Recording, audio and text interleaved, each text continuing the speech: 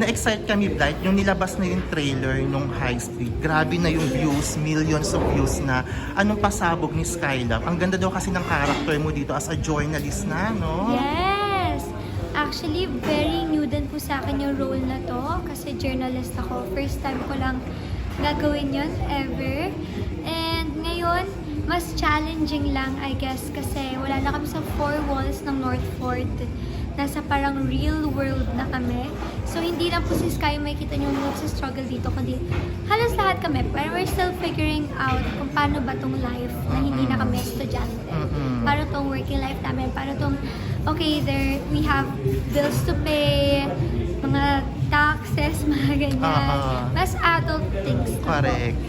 Da-mention mo, nag-Muay Thai ka. Is this for high school? Yeah, it's for high school Wow. kasi medyo mas intense na po. Of course, kung alam niyo po yung senior high, ang daming pinagdaanan ni Skyring. So, sa 5 years na yon nag-lessons, nag-aral mag-self-defense. So, ako bilang actress, nagte-training po ako doon. Kasi si Sky marunong na. Ako hindi pa. Correct.